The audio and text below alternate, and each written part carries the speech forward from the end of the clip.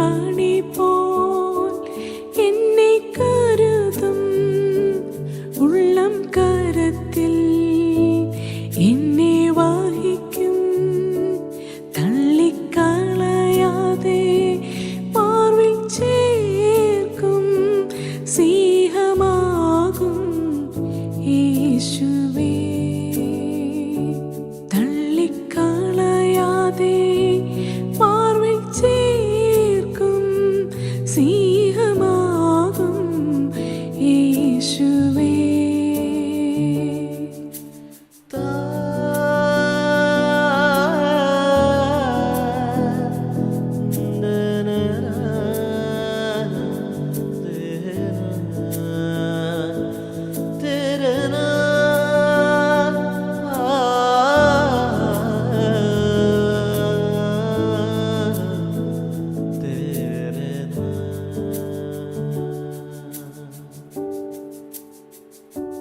ഹൃദയത്തിലെന്നെ വഹിച്ചതിനാൽ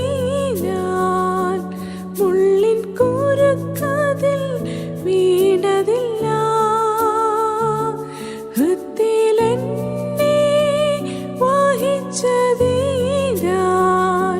മുള്ളിൻ കുരുക്കതിൽ വീണതില്ല. കണ്ണിൽ തന്നെ നോക്കിയതിനാൽ തുമ്പമൊന്നും ഏശിയില്ല. കണ്ണിൽ തന്നെ നോക്കിയതിനാൽ തുമ്പമൊന്നും ഏശിയില്ല.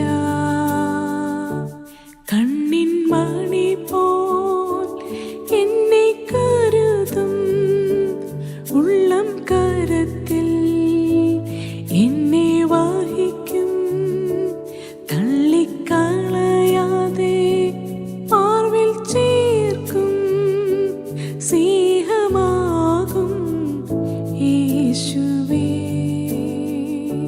തള്ളിക്കളയാതെ മാർവിൽ ചേർക്കും സ്നേഹമാകും യേശുവേ.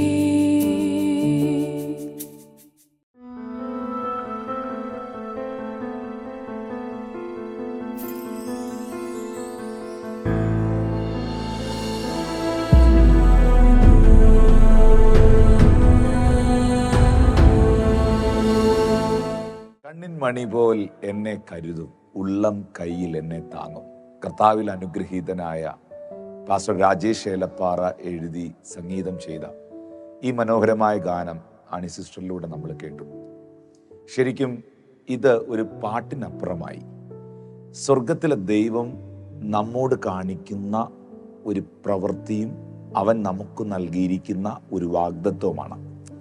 വിശുദ്ധ തിരുവെഴുത്തുകളിൽ 32-ാമത്തെ അധ്യായം ആവർത്തന പുസ്തകം 10, 11, 12 വാക്യങ്ങൾ നോക്കാം. താൻ അവനെ മരുഭൂമിയിലും ഓളി കേൾക്കുന്ന ശൂന്യപ്രദേശങ്ങളിലും കണ്ടു.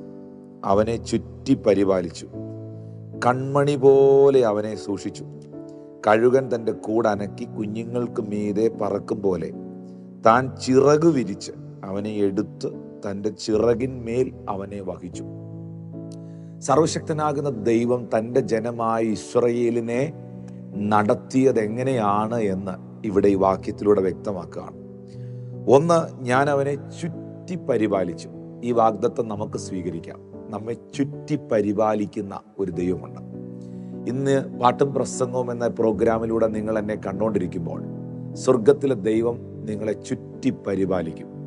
സക്കറിയാവ് 2:5 പറയുന്നുണ്ട്, ഞാൻ നിനക്ക് ചുറ്റും തീമതിലായിരിക്കും. സക്കറിയാവിന്റെ പ്രവചനം 9-ാം അധ്യായം 8-ാം വാക്യം പറയുന്നുണ്ട്, ഞാൻ നിനക്ക് ചുറ്റും പട്ടാളമായിരിക്കും.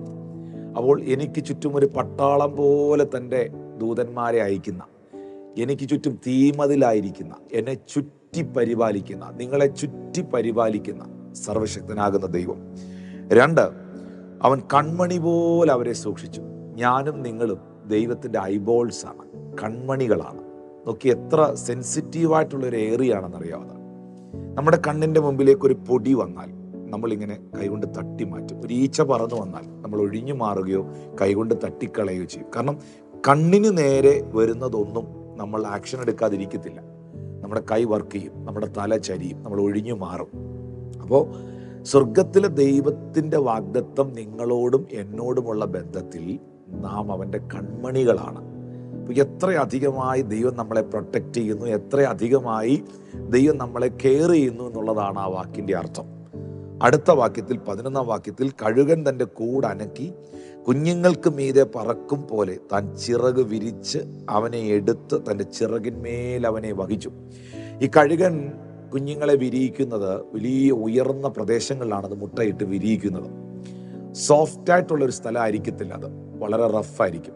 വളരെ കട്ടിയുള്ള കല്ലുകളും അല്ലെങ്കിൽ കമ്പുകളും മുള്ളുകളും ഒക്കെ ചേർത്ത് വെച്ച ഒരു കൂടായിരിക്കും അതിന് പലപ്പോഴും ഉള്ളത്. അതിൻ്റെ തൂവലുകളൊക്കെ ചിലപ്പോൾ പൊഴിച്ചിട്ട് അതിൻ്റെ മേളിൽ മുട്ടയിട്ട് അതിനെ വിരിയിച്ച് പുറത്തിറക്കുമ്പോൾ കഴുകൻ ഈ കുറച്ച് ചിറക് മുളച്ച എന്നാൽ അത്യാവശ്യം പറക്കാൻ പറ്റുന്ന പരുവാകുമ്പോൾ കുഞ്ഞിനെ കൊത്തിയെടുത്ത് മുകളിലേക്ക് പോകും.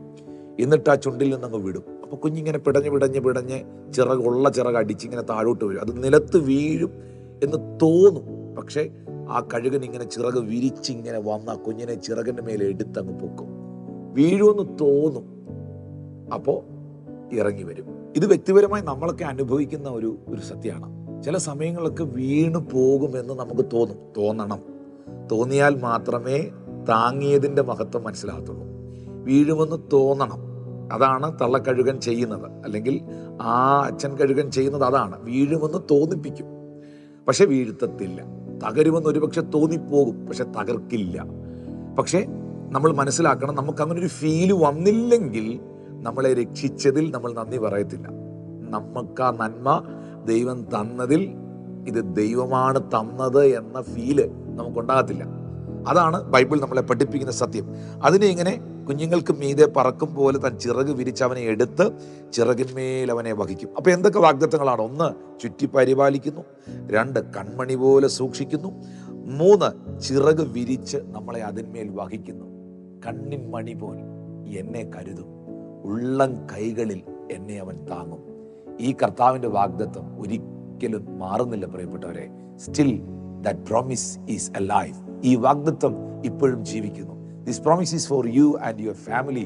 നിങ്ങൾക്കും നിങ്ങളുടെ കുടുംബത്തിനും ദൈവം നൽകിയിരിക്കുന്ന ഒരു വാഗ്ദത്തമാണ് ഈ വചനം. അപ്പോൾ തന്നെ ആ വാഗ്ദത്ത വചനമാണ് ഗാനമായി പാട്ടും പ്രസംഗത്തിലൂടെ നാം കേട്ടുകൊണ്ടിരിക്കുന്നത്.